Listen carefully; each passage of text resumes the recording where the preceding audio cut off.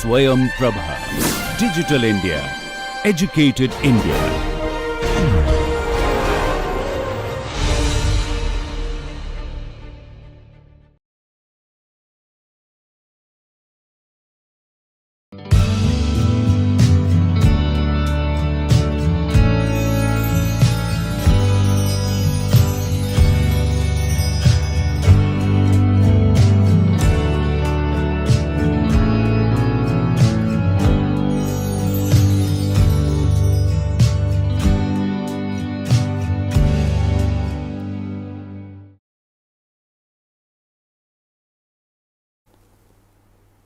I welcome you all to the module 4. The module 4 is about the trait perspective of in personality. So, this module will talk about particular theoretical perspective in personality psychology, which is called as a trait perspective. And today's lecture is lecture number 7. Overall it is 7th lecture, and it is the first lecture of module 4.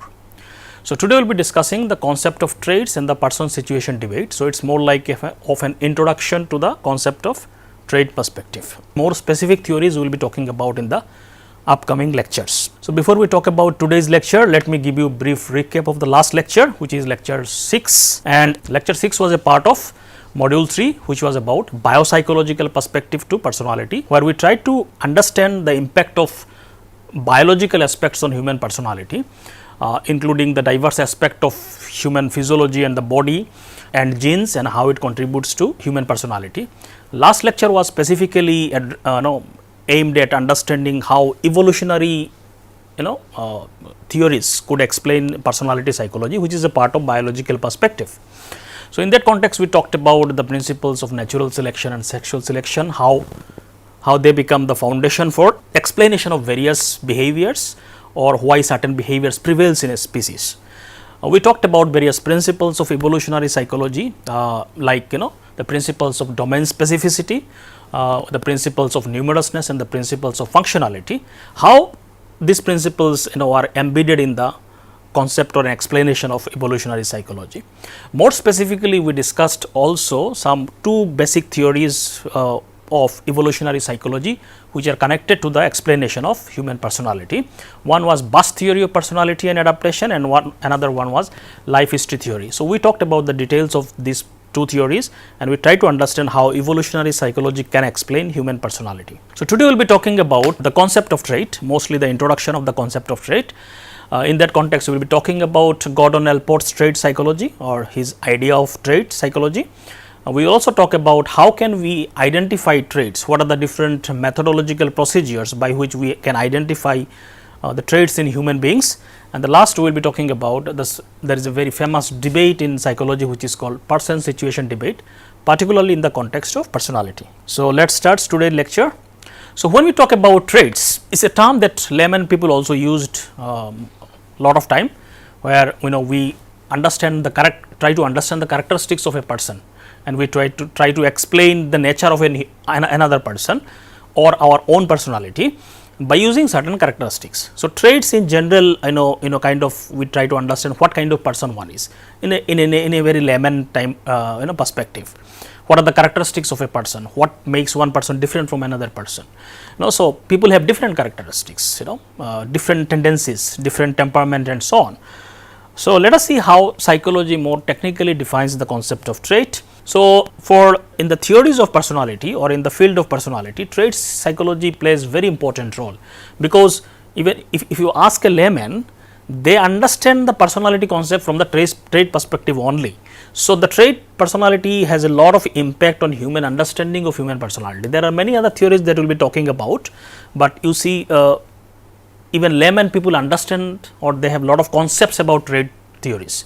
So, in that sense it is much more in the popular mindset of human beings. So, when we are in the field of psychology, many psychologists believe that traits are the most effective unit for describing personalities. In order to describe human personality, trait psychology is one of the most or the best way to approach in terms of theoretical perspective, and how these traits are organized within an individual, that defines his personality. Now, how do you define trait? So, trait defines personality, but what is a trait? So, when we talk about trait, there can be many ways to define it. One, there are two definitions here. which kind of captures the gist of the concept of trait. So, it refers to a characteristics, way of behaving, thinking or feeling, such as somebody may be friendliness, rigidity, anxiousness and so on. So, characteristics, ways of certain mental characteristics, there are very definitive ways people have certain characteristics, So, that is one way of defining traits. Specific ways you think, specific ways you express your emotions or you feel, and which may also get expressed in your behavior, So, very characteristics way people can be kind of defined, this person is very friendly, for example, when we say. So, it is a very characteristics way that person behaves in a certain situation, or this person is very anxious. When we say, we are talking in terms of certain trait, that this person is most of the time seems to be expressing anxiety through, which can be expressed in the thought processes, emotions as well as behaviors. Another way of defining trait is, which is kind of same thing. It refers to consistent patterns of behaviors, thought and emotion that are relatively stable over time and across situation. So, whatever consistent ways or patterns we have in terms of thought processes, in terms of emotions, in terms of behaviors, but they should be consistent, not like today you show a pattern and tomorrow you show another pattern. We cannot say that is a trait, because that can be very situational and very temporary thing. When we say something as trait, it has to be consistently shown in the behavior of that person in the different situation, different time periods. So, that is the idea of a trait. So, it refers to consistent pattern of behavior, thoughts and emotions that are relatively stable over time and across situations. So, that stability is also very important part. So, basically trait defines the what kind of person one is, trait distinguishes one person from another person. So, when we talk about traits, there are many things we need to understand. So, we will see some of the characteristics of traits.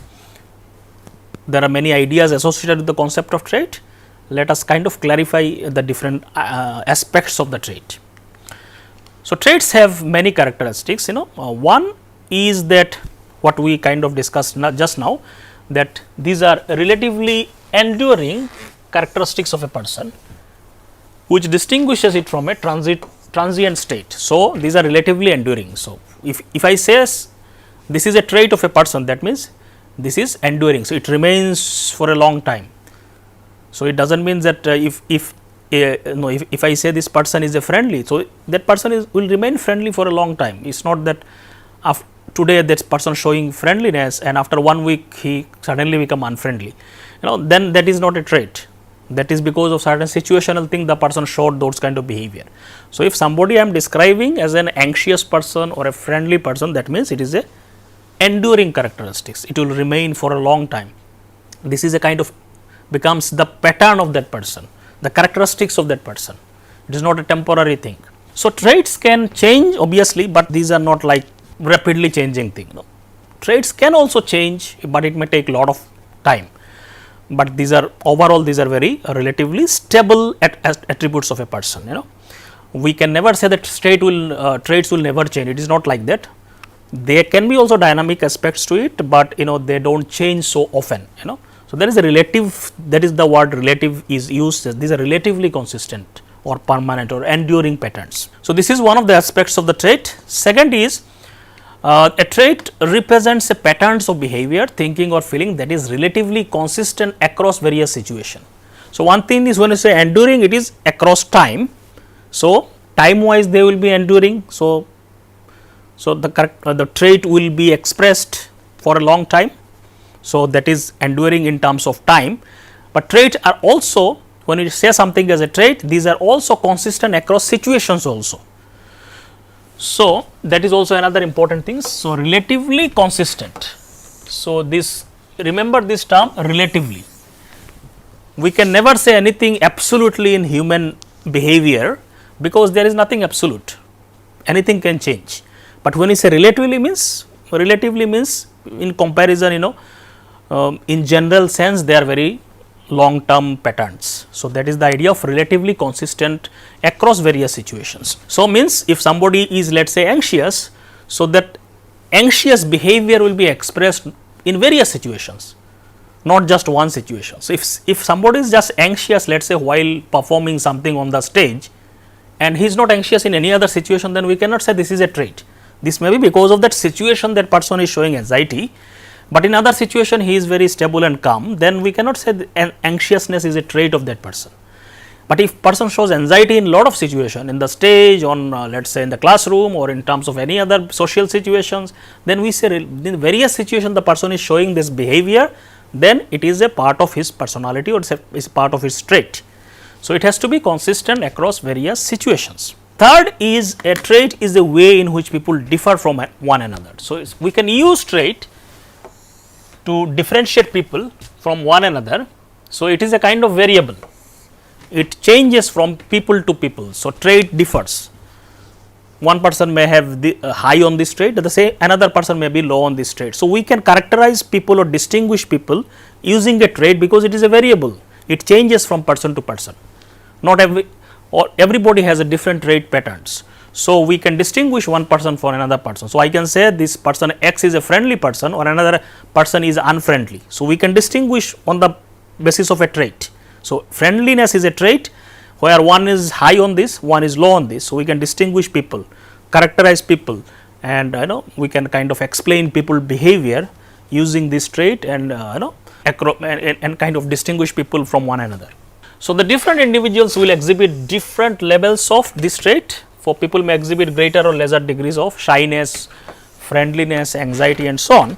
So, that means this is a very important way to differentiate people from one another. So, in layman term also we all the time use different trait description to characterize people and say this person is like this, that person is like this, like this we kind of make certain images of a person and we distinguish someone is better or someone is not so better in terms of so many all this characterization. Mostly we use different kinds of trait terms. The fourth is traits are dispositions, means it is a kind of probabilistic tendencies that a person has to act in a certain ways in a particular situation. So, when somebody has a disposition means there is a high probability that the person will behave like this in a situation.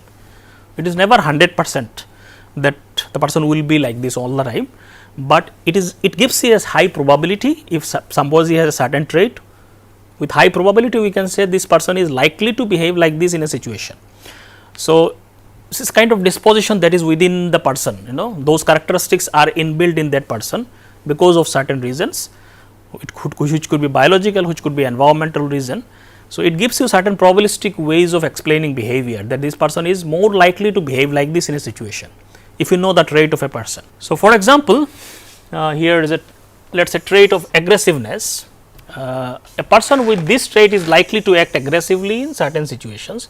So, person who is aggressive as a trait, maybe a lot of time he is likely to express aggressiveness in various situations when particularly provoked in situations, provocating situations. So, they might let us say react aggressively if cut off from the traffic, but remain calm in another provocative situation like work. So, many times people can suppress the trait also because the situation is not right to express that. So, aggressive person may not express all the time aggression, because let us say in the workplace he may suppress the aggression even though he may feel like aggressively behaving, but because this is not the right situation. So, many times people may suppress certain tendencies of trait, but the overall tendencies of that person will remain like that. So, this shows that aggressiveness is a tendency that increases the likelihood of aggressive behavior in specific context, particularly if the situation kind of permits it more. But it is not always necessary that trait will be expressed in all the situation. The fifth one is traits vary in their generality. So, not all traits are equal in terms of their impact on human behavior. So, there are different categories of traits which we will keep learning in the upcoming lectures. So, some of the traits are narrow in their impact on our life, some traits are more general, have more impact on our life. So, their impact may differ. Some traits are more narrow impact, means very small areas of life they will only impact. Some trait will impact varieties of areas of our life. So, their impact is much more pervasive. For example, trait of varying in their generality, the difference between let us say a trait of punctuality and the trait of conscientiousness. So, when we talk about punctuality, it is more of a narrow expression in its behavior. So, punctuality is a narrow trait relevant mainly to the situation where time management is involved.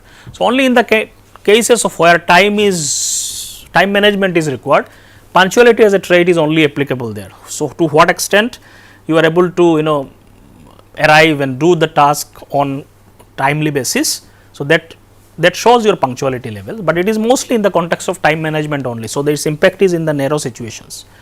Conscientiousness on the other hand is a trait which is very broad impact. Its general characteristics which can express itself in various aspects of our life. It is a broader term which affects many areas including work performance, organization, reliability and so on. So, it is about how structured you are, how reliable you are, how organized you are. So, that pattern of behavior is called conscientiousness, and it can impact various aspects of our life. So, some trait could be very general, some could be very narrow in their approach. So, this is just another example of general how can a trait have a high level of expression and maybe more narrow expression of the same trait. So, let us say extroversion as a trait, which means how outgoing a person is. If somebody is very outgoing, very social and want to always meet people and make friends and so on. So, that is the nature of an extrovert people. So, extrovertness have many other sub aspects to it. So, one aspect could be sociability, sensation seeking.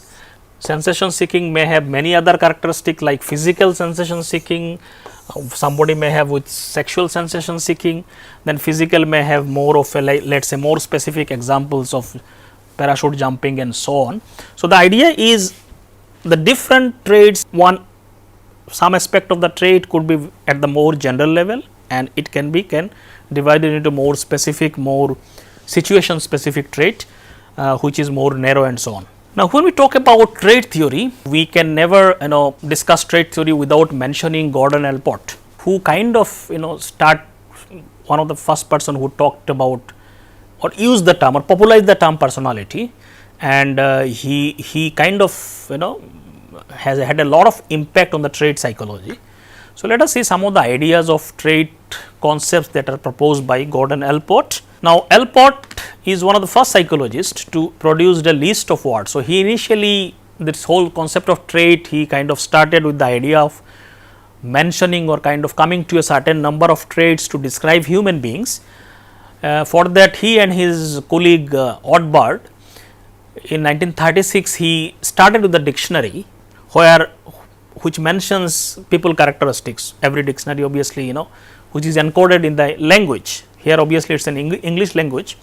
So, they started with the dictionary and where they tried to find out the different words which describes human beings, which could be trait like description.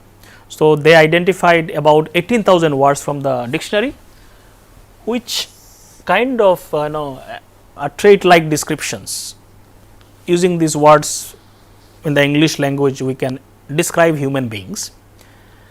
Then they found in many words within these 18,000 words are synonyms and so on. So, they merge some of them and ultimately they come to 4,500 personality trait description in the natural language of English from the dictionary analysis and so on. So, Allport also published the first psychology textbook on personality traits which is called as a personality trait, their classification and measurement in 1921. He is also believed to have taught the first course on personality in the United States in 1924. So, his contribution is immense in the field of personality as well as trait psychology. So, obviously, this list has been later used by many other people, many other researchers. This 4,500 list were the names of traits from the natural language, particularly the English language. This list has been used by many other researchers later on and they refined it more and more, and we will see how the modern theories reduce this number to a very few number of traits which can be used to describe human beings. So, Allport said there are three categories of traits according to Allport. Some traits are called cardinal traits, some are called central traits and some are called secondary traits. So, he said traits could be of different categories. It is mostly this description of trait here is mostly on the basis of generality, the impact of trait on the life, on human life. So, in terms of generalizability or the impact of trait. So, when we talk about cardinal traits. So, cardinal trait is basically are those traits which are very dominant and shape individuals entire behavior. They are rare and often develop later in life. So, if somebody has a cardinal trait, so that means this trait will be very dominant and it will impact almost every aspect of the life of that person. So, it is almost this whole life of a person can be described using one trait, that will be a cardinal trait. Not everybody has cardinal traits, very few people may have cardinal traits and mostly it develops later in the life. One of the example of a cardinal trait here is, let us say the people like Mother Teresa, where altruism or helping people or religious service was the only thing their life mission had, that was the only mission of their life. So, every aspect of their life was designed for only this kind of activities, helping people or religious service and so on. So, that is the cardinal trait of that person. Well, not everybody may have such kind of traits, but cardinal traits are very dominant and you can define the entire individuality of a person using those traits. The next is central traits. So, these are again important traits of a person, that general characteristics of a person that form the basic foundation of a personality. So, these are like very important central characteristics of a person and they may not have the impact like cardinal trait, but still they are very important, So, they are dominant, not as dominant as cardinal traits, but still significant and very pervasive in the life of a person. Now, central traits, most of us, everybody has central traits, Some of the traits will be very important and very prominent in the life of every individuals, characteristics, somebody may be described using the word like honesty, sociability, shyness and so on. Most of us has many central traits, which are like very pervasive characteristics of a person. The last one is secondary traits. These are more specific traits, narrow traits that influence behavior only in particular situations. So, they are less consistent and less influential than central traits. So, central traits, they are not like that pervasive like central trait, but they are only influence behavior in a very specific situations. So, very situational traits. For example, a person might be generally relaxed, but become anxious when speaking in public. So, anxiety in public speaking could be a secondary trait. It is not like every aspect of that person's life is not anxious or he is not anxious. So, it is a very situation specific trait. So, basically this whole concept of cardinal trait, central trait and secondary trait is based on the impact of the trait. So, cardinal trait has the highest impact, central trait comes next, secondary trait comes the last. So, it is all about the impact of the trait. So, we all have, we may have cardinal traits, central traits and secondary traits. Cardinal traits many people may not have, but central and secondary traits are something that most of us have. So, this is one concept that Allport talked about. Allport also talked about individuals' uniqueness. Every individual are unique patterns, or they have unique characteristics, unique traits and so on. So, Allport emphasized the uniqueness of the individual. He believed that each person's personality is unique combination of traits. We all have different traits but the combination of the trait is very unique for each individuals, We may have, so traits, the same trait may be present in many individuals, but how these traits combine together and forms the uniqueness, that is something unique about every individual. And understanding of these traits requires an ideographic approach, which focuses on individual cases rather than generalized population. So, to understand the uniqueness of the individual, we need to study that person in more in depth and more specifically focusing on that person itself. So, that will give us more access to the uniqueness and to understand the unique aspect of the person. So, Allport work was very important in terms of understanding traits, and it laid foundation for many other theories that emerged later. So, his theory was one of the first foundational work, and from his work many other theories then further refined the ideas of trait and theories around the trait. So, we will see some of the more refined theories in the next lecture. Now, the next question is, how can we identify traits? How researchers comes to a conclusion, how that these are the traits of human beings and so on. What is the methodology to identify traits? So, in that context, researchers mostly use three approaches to kind of identify and find out the important or significant traits of human beings. One approach is called as a lexical approach, second is statistical approach, third one is theoretical approach. So, these are the three major ways by which we can identify traits of human beings, or we can do research in trait psychology. So, let us see each of this one. So, lexical approach, when we say lexical approach, basically it is an approach based on the words that are used in the natural language. So, every language, because we cannot communicate with other people without using traits. So, the traits are inbuilt in the languages, all the languages of human beings. You take any language, we describe human beings, and to describe human beings we need to use trait words. So, traits are inbuilt in the languages. So, lexical approach is that approach which focuses on what kind of words are used in the language and how, to what extent they are used, what are the frequency of their use and so on. From that they kind of extract significant traits which are there in that particular language, and that is how they kind of extrapolate traits from the language and use it for the description of human beings. So, language gives the foundations or kinds of from which traits are kind of extracted, because every language has trait words which evolved to describe and kind of talk to others and describe human beings and so on. So, lexical approach is based on that. So, lexical approach is basically they try to identify important personality traits from languages, and which comes to something called as a lexical hypothesis, which says all important individual differences have become encoded within the natural language. So, whatever way we can describe human beings and differentiate one individual from another individual, it has to be there in the language, because we are using those words. Whatever, so if you think any description, it has to be there in the language, otherwise how do you know it? It is there in the language. Only thing we need to identify and extract it. So, that is the lexical hypothesis. So, over time people notice important differences among individuals and create words to describe these traits, such as somebody is dominant, somebody is creative, somebody is reliable, unreliable and so on.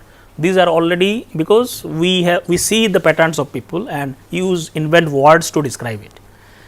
So, every natural language will have those words, and we can use or extract them to identify traits. So, this trait terms becomes widely used within the group as we invent more and more characteristics of human beings, more and more words are used. This is how a language kind of becomes more and more complex, and they are helpful in describing and communicating about people. In contrast, terms that are not useful fail to become part of a language. So, if certain terms are not that useful in describing human beings, slowly those words we use them less and less, and people then do not remember them. So, there are many words in every language, while these are not in the common they are not part of common discussion of human beings. They are rarely used. So, we will see some of the examples. So, one of the first psychologists who compiled the list of is Gordon Allport. We talked about it. He actually started with the lexical approach only, as we said. From the English dictionary, he started looking at the trait terms from 18th, then he came to 18,000 words, then from 18,000 he further kind of reduced it to 4,500 words and so on. So, the first psychology, one of the first psychology who did this lexical approach is Gordon Allport only, whom we discussed about him just now. So, together with his colleague, he identified, as we said, 18,000 words, then he kind of reduced it to 4,500 and so on. So, this lexical hypothesis has some of the key ideas. Three are very important. One of the ideas is that the frequency of uses of these terms or words that describe traits correspondent to their importance. So, the more we use a word in the common language, the more important it is, because the word which is more used, that means it is very important in describing human beings. So, we are using it more and more. So, the words which we are using more and more in our language, that means it reflects it is more important. That is why we are using it more. So, that is more helpful in terms of describing people. So, that is the one idea. Second is the number of words describing each trait indicates its significance in human personality. So, if we have more number of words for a particular trait, that means it also reflects the significance of a trait, because For the same trait, we invented many words with certain nuances. So, that shows this is very important in that particular culture or that particular population or particular linguistic groups. So, number of words describing a trait also signifies importance. Important individual differences should have corresponding terms in multiple languages. So, if an trait is very important, then it should be there in very many languages. If we have a description only in one language and the same description or word is not there in any other language, that means it is only locally important, it is not important in universally or across different culture. So, cross cultural significance or universality is reflected when the same trait descriptions are there in different or multiple languages. Some of the examples we can give here. For example, if you see English dictionary, Oxford dictionary, honest has, let us say this is kind of description. This number of words may keep changing with the modern kind of description. So, this is a description we take from 2010, where honest has about 31 synonyms, suggesting it is more important than some word like aberrant, which has no synonyms. So, that means honest has 31 synonyms, that means people are inventing many new words to describe this word. So, that means honest as a trait is very important in the mind of human beings, particularly English language people. So, that is why the language has invented many ways to describe it. In the context of cross cultural universality or cross cultural use of words, it is important that individual differences should have corresponding multiple languages, then it shows it has cross cultural universality.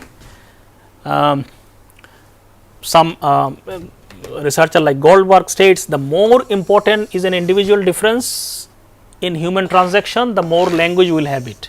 So, if something is very important in terms of human nature or characteristics, it should be encoded in different languages, different cultures, not just one culture, one language. So, traits which are universally recognized across culture likely universally important. So, if certain traits are there in every language, that means it is important across cultures, whereas traits with terms only in few languages may be locally relevant, not suitable for universal personality taxonomy. So, if something is only locally or in one language, then it is only locally relevant. If some traits are there in every language, that means it is universally important. For example, in some tribes of Venezuela, Yanomamo Indian traits, basically tribes of Venezuela. So, they have specific terms like Inokai and non-Inokai. So, basically they use these two terms to describe men based on their status from killing another man. So, by killing another man, they have a certain status word for men. So, they use word like Inokai, Now, so this kind of words are not available in any other language. This concept is very critical in their culture, because they have that kind of culture of killing other people, and maybe it has a certain attached significance to it. It is critical in their culture and absent in many mainstream languages and cultures. So, that means this particular trait is only important locally in that particular trait, it is not found in any other cultures. So, that is not universally applicable. So, this shows, so language reflects a lot of things. So, this lexical strategy has been highly effective in identifying important individual differences. So, we cannot neglect this language part because it gives a lot of important information, and the human mindset, human characteristics are inbuilt in the languages. Now, no doubt lexical approach is very important, but when we do research, lexical approach is not good enough only. It can be a starting point. People use many other approaches to identify traits, which are more empirical and research oriented. So, this includes approaches like statistical approach, theoretical approach to identify traits. So, let us see what are these. So, statistical approach, basically you identify traits based on certain statistical analysis. So, certain mathematical analysis you do, and then you identify important traits from the research data. So, how it is done? So, basically in statistical approach, the personality traits is they used various statistical method to categorize different dimensions of human personality. How it is done. So, for example, let us say you start gathering data for a research, you collect data in the research process. So, researchers collect data by asking large number of people, they will ask different characteristics, traits, questions related to traits, let us say about their behavior, thought, feelings, which basically describe them and so on. So, you collect data from large number of people about different descriptions of themselves. Now, these questionnaires may have often statement like I enjoy meeting new people, I often feel anxious. So, these are all trait like statements. So, then they report about themselves, whether it is true for them or not, whether they agree or disagree and so on. So, like this questionnaire are used to collect data from large number of people. Then you analyze the pattern within the responses. So, let us say you take data from 1000 people, but 1000 people have many varieties of traits. So, you cannot make any conclusion until and unless you find a pattern within those data. So, analyzing pattern is very important. So, once the data is collected, researcher use statistical technique. Now, you have 1000 data. Now, you cannot just sit and look at 1000 data and make pattern using just thinking about it. So, there are many statistical tools available which can kind of find out the patterns. One of the such statistical technique is called factor analysis, which basically combines items or responses which are of similar nature. So, they will find patterns and collect different responses which are similar into different groups. So, different clusters of responses. So, 5 responses may be very similar and it can be clustered in one group rather than 5 different groups. So, it gives you a pattern. So, a factor analysis does that clustering part of it. For example, people who say they enjoy meeting new people might also say they like being the center of attention. So, let us say this is a pattern. People who say they enjoy meeting people, most of them also say that they like being the center of attention, let us say. So, that means it is the part of a same trait. So, there is a pattern emerged. So, factor analysis can collect all such similar things in one cluster and say this is a particular trait. So, these patterns can be analyzed using statistics by feeding them in that, by analyzing using certain mathematical tools and so on. So, nowadays we have softwares to use very simply, you just feed the data in the software, they will very easily give you those patterns and so on. So, you analyze the pattern and then once you analyze, then you can identify the traits. Whatever clusters emerges, you can name them and see what is the pattern. So, these groups of related statements are called factors or traits.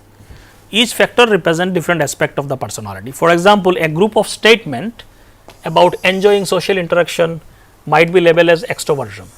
So, this term extroversion became a name of a trait because it includes as many statements which are related to outgoing, meeting people, sociability and so on. So, another group of statement could become a cluster together and become something called neuroticism, which is about anxiety, emotional stability and so on. So, like these patterns emerge from statistical analysis and those patterns can be named to identify traits. So, this is more of a research oriented approach. Lexical approach was from the language you derive, statistical tool you do research, collect data and from data you find out the patterns using statistics. The last one is theoretical approach. So, theoretical approach basically some researcher develop certain theories and based on theories they propose certain personality characteristics. So, here for example, we are showing Freud's psychoanalytic theory. He based on his observations of people, he developed a theory and this theory says people could be like this, oral personality, anal personality and so on based on his theories. So, like this, so this personality description came from a theory. So, it is a theory driven idea. So, theoretical approach starts with the theory and then theory determines what are the types of people, So, it is kind of predetermined from the theories. So, theoretical approach tries to identify important dimensions of individual differences from the theory. Here the starting point is predetermined theories which says what kind of personalities are there, because theory has already been developed from the doing research and so on. So, that is the idea of theoretical approach. As I said, one of the example is Freud's theory. Based on his observation, he developed certain personality descriptions like oral personality, anal personality and so on. It is based on his theory. It is not like other theories have not talked about them. So, like this, many theories have certain ideas about personality traits which comes from their research and we can find those traits based from that theories and so on. But here the problem is your description of traits has both strengths and limitation. Strength comes from the nature of theory itself. If the theory is very good, then your description may be more accurate, more better. If your theory has weaknesses and problems, then your description of trait will be also has those weaknesses and problems. So, because it is theory driven, so the description of trait is as good as the theory. If theory is good, the description will be good. If theory is not that good, the description will also be not that good. So, in practice, in research, psychologists use combination of all these approaches to identify traits: lexical approach, statistical approach, theoretical approach. Whatever suits them according to the situation, people use different approaches. Every approach has their own strengths and limitations. Now, when you talk about trait, one thing is very important is that many people say traits. There is a debate in the field of traits and personality psychology, which is called as a person situation debate.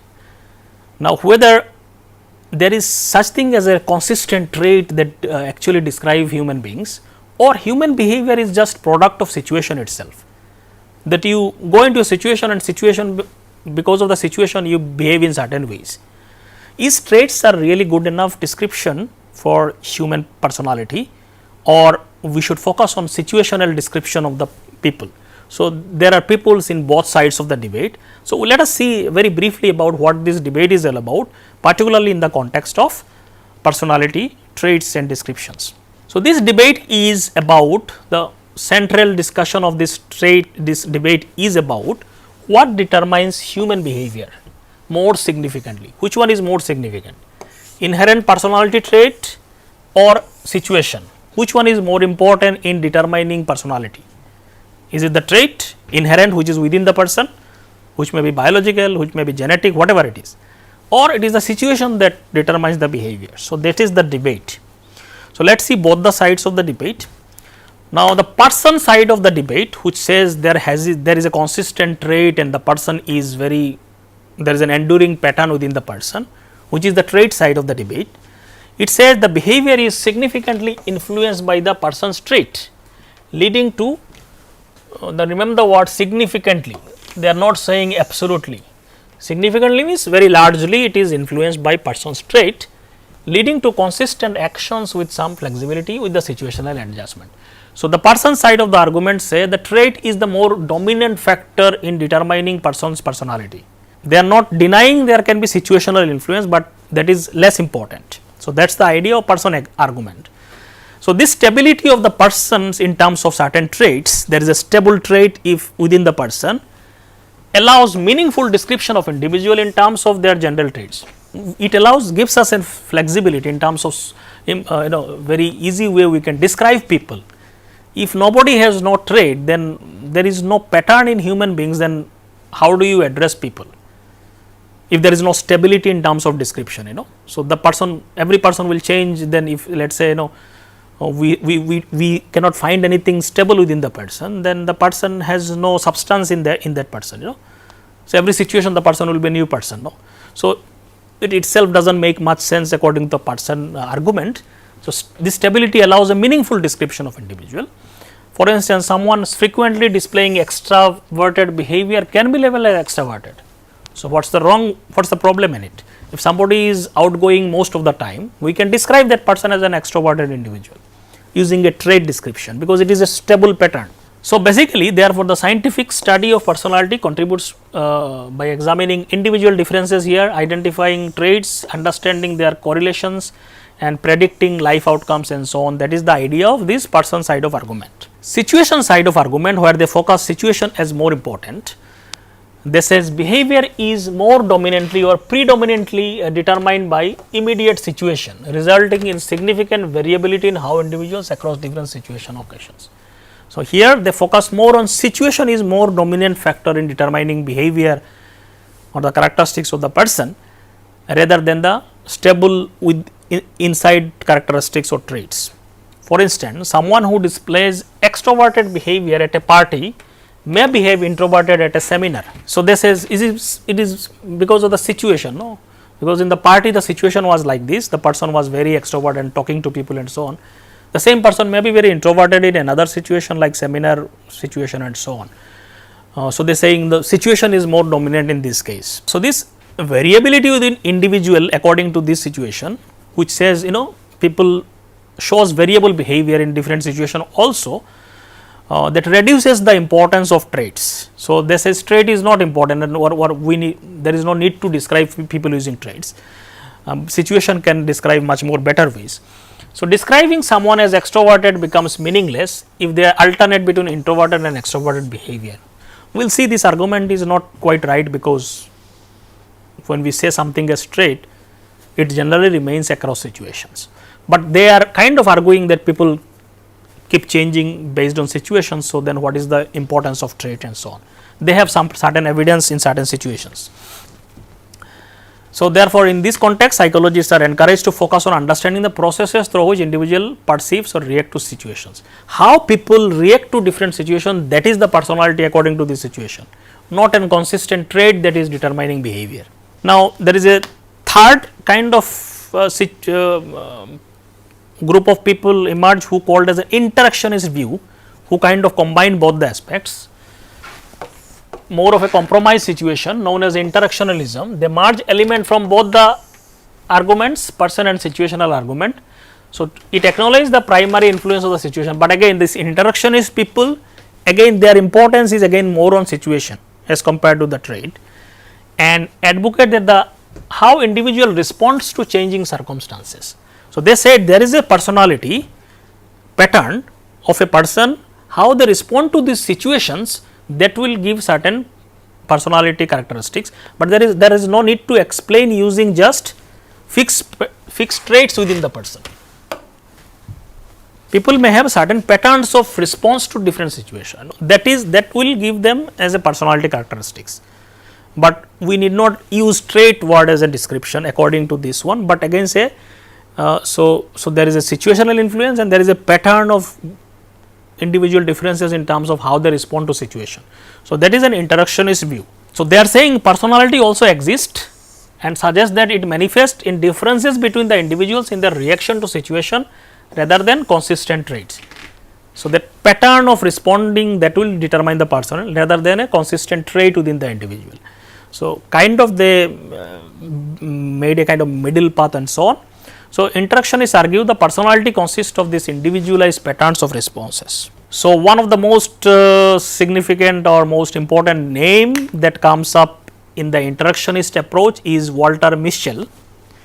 He did a lot of research and tried to justify this interactionist approach and gave more importance to the situational approach. So, let us see what are his argument. So, in 1960s Mischel reignited this whole interest of or debate of person situation debate, and contrary to popular prevailing belief that behavior is consistent across situation, Mischel argued that behavior varies significantly depending on the context. So, he says situation and the context is more important, and he tried to generate some data according to that. He questioned the validity of predicting individuals' action based on their supposed traits. He said there is no need to use trait to predict human behavior, For instance, he pointed out that individual differences, different individuals may exhibit fear and anxiety in distinct situations, such as speaking in public, being on a mountain peak. So, let us say these are the two situations, speaking in public and being on a mountain peak. Many people will exhibit fear and anxiety. So, can we say these people have anxious trait? No, because the situation is such that everybody will experience, or most of the people will experience, may not be everybody, will experience certain sense of anxiety and fear in certain situations. So, this is the impact of the situation that is causing that behavior, that everybody respond to this situation in certain fearful manner. That does not mean they have a fearful trait, but focus is more on the situational impact. So, according to Mischel, these variations defy the notion of general trait of fear and anxiety explaining behavior across situations. So, he said there is no need for such trait descriptions. Now, Mischel argument in the person situation debates were largely based on examining statistical correlation between personality and behavior. So, he lot of the research were done where they measured certain traits, let us say extroversion, and they measured the behavior of these people, like how outgoing they are, how social they are, and then they find correlation between them. So, if you have a trait and if you show certain behavior, so there has to be positive correlation according to the trait. So, if you are extrovert, you should be more social. So, the correlation between social behavior and extrovertness should be positive and strongly correlated. So, like this, lot of research have already been done and still going on, where they find correlation between personality and behavior, and they try to see how consistent of behavior across different situations. So, Michel found out lot of this data extracted, and he made lot of arguments about them. For example, he used correlation coefficient to assess the strength of this relationship. So, correlation coefficient basically the relationship between two things. So, if you have a and B, so there are two things. So, let us say these two are correlated to each other, दोनों में there is a correlation. Now, this correlation can be in many ways. If in some case, let us say A increases, B also increases. So, that means they are positively correlated. So, if this increases, other also increases. So, that means there is positive correlated. If it is a perfect correlation, then it is the correlation coefficient is 1. So, there is a positive correlation. So, this is kind of plus 1. There can be another possibility if A increases, B decreases. That means opposite pattern of relationship. But if whenever A increases, B decreases. So, that means there is a negative correlation. So, negative correlation, if it is a perfect negative correlation, it will be minus 1. Now, in between plus 1 and minus 1, there can be many numbers, let us say 0.5, 0.6, 0.7, whatever it is, 0.8 and 9, all kinds of correlation coefficients. The more it is closer to 1, the strength is higher, and if it is positive plus, then it is positive, if it is minus, then it is negative. So, they try to find, for example, very similar. Now, if let us say one is extrovertness as a variable and behavior is let us say number of friends, let us say number of friends, whatever it is. So, X, let us say extrovertness as it increases, number of friend also increases. So, there is a positive correlation. If it is perfectly every time extrovertness 1 unit increases, number of friend also increases, then it will be plus 1. Or let us say there is a positive correlation between let us say 0.3, 0.4, whatever it is, but it is positive, that means there is a some positive correlation, but it is not perfect. So, like this there can be many things. So, he used this kind of correlation coefficient data to make his argument. He found the correlation between traits and behavior in most of the studies at that time were about 0.30. So, it is positive correlation. So, trait explains behavior, there is a connection, but the strength is not very high, 0.3 is a kind of moderate. So, if it is more closer to 1, then it is strength is higher, no. If it is 0.4, that is much more stronger, if it is 0.5, it is much more stronger, 0.6, 7, 8, 0.9 and then finally 1. So, if it is further away from the 1, that means the correlation is weak. So, 0.3 according to him is very moderate and kind of towards lower side of correlation, and he said this trait and correlation with the behavior is only, most of the studies are around 0.3 or 0.4, which is moderate, not very strong. So, accordingly Michel argued that it is not very meaningful to talk about in terms of personality trait, as they are not very reliable predictor of situation. So, that was his argument, Now, he was obviously many other trait theories kind of made counter argument, whatever argument he made. Well, let us see what are the counter arguments in favor of traits. So, Michel's critics means they criticize his ideas, and they said significant reflection, obviously it prompted a lot of reflection from other psychologists which are trait psychologists, and two key issues were addressed to to address his criticism of traits. One is, it operates, what Michel argument operates under the assumptions of a rigid and simplistic model of personality where traits directly determine behavior. So, Michel was arguing as if trait is directly predicting behavior. So, every trait means if you have this trait, it will 100% get reflected into behavior like this. So, he was making such kind of assumptions which was not true, and trait theories were not making such assumptions.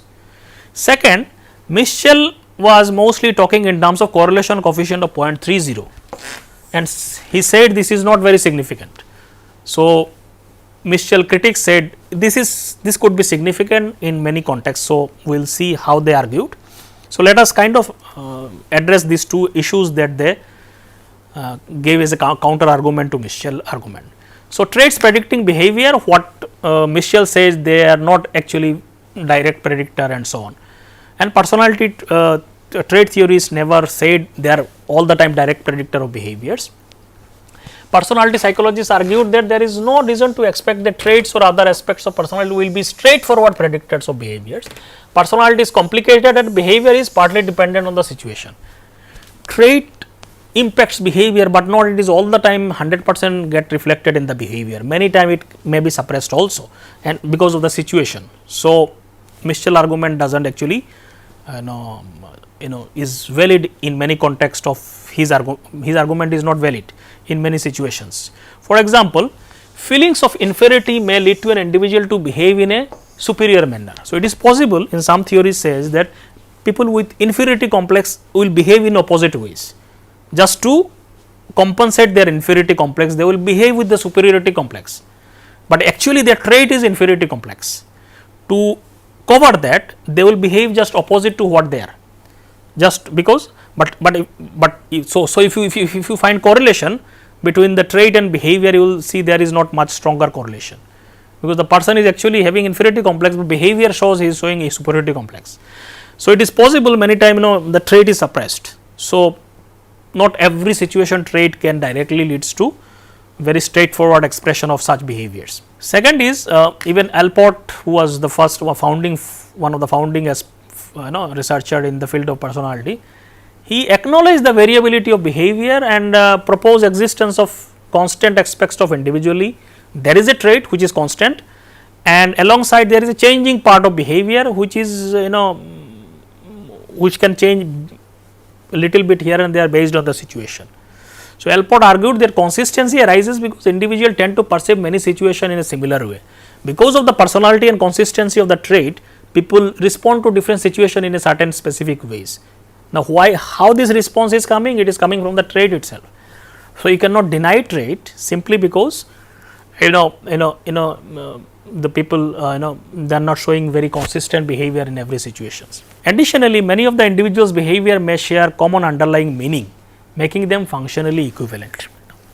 So, for example, the persons with racist tendencies may exhibit different behavior in various situations, but uske andar trait is racist tendencies, but these behaviors may stem from the same structure of personality, that is racism.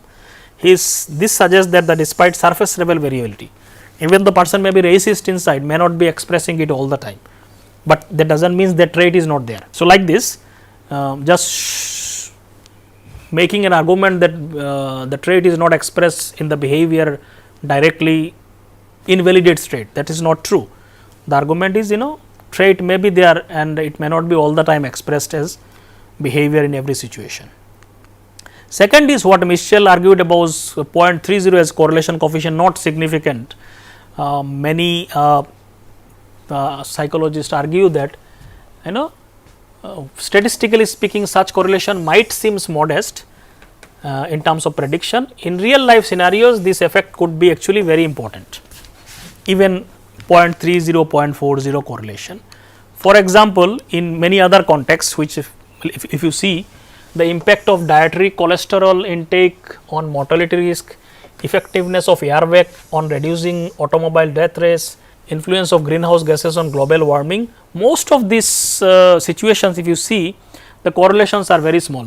In these situations also correlations are about 0.30, 0.40, but these effects are very important, simply because it is 0.30 you cannot neglect them. They are universally acknowledged as important and worthy of attentions. So, statistically some value, in real life its significance could be very high.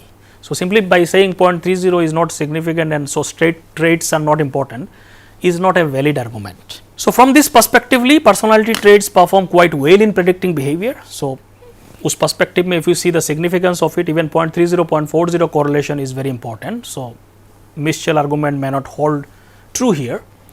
Moreover, when considering certain traits may be particularly useful for understanding specific behaviors or situation, the predictive power of personality traits can be further enhanced by understanding the various aspects to it. So, we cannot dismiss trait as irrelevant predictors of behavior simply based on correlation coefficient, which may overlook many practical significances of a trait in the real life situation. Furthermore, the argument that personality lacks value because it is not strongly correlated with behavior across various situations implies they are only prioritizing situations and not giving importance to the trait. They are only focusing on the situation and the importance of the trait is completely negated. But research also shows the examine when the influence of situation on behavior, what Mischel argued that influence of trait on behavior is only 0.30 and non-significant, but most of the research shows influence of situation on behavior correlation is also same. We find that situations are not necessarily better predictors either. Many studies in social psychology which manipulate situation also yields effect size or correlation coefficient of around 0.30 or so. So, in that sense situation then it should be also not important, you know. So, statistically only looking at a value and saying this is not significant does not make it, you know, what the argument, because situation impact of situation the correlation coefficient is also same. So, if you see all these arguments, so trait has its own validity, although many critics have argued and give more importance to the situational effect, and trait theory is never saying that, you know, situation is not important. But there is an underlying trait that gives stability to that person's characteristics, and this trait impacts how that person respond to those situations, that gives him the personality characteristics. So, you cannot say there are no traits and only situation is important, you know, that at least the empirical evidence and the logical argument does not go in that side. So, trait has their own importance and their validity, and they give us lot of kind of easier ways to explain human behavior. So, theoretically they also make a lot of sense, empirically also they shows lot of significance in terms of predicting behaviors and so on. So, all these debates goes on in the academic circle and they only enhances the research evidences only. So, we cannot just say one side is invalid and completely invalid. No, nothing is completely invalid. So, these arguments, these debates actually enhances the findings and so on. So, with this I stop here. So, this was the first lecture on traits, and where we talked about the basic idea of trait and how the person situation debate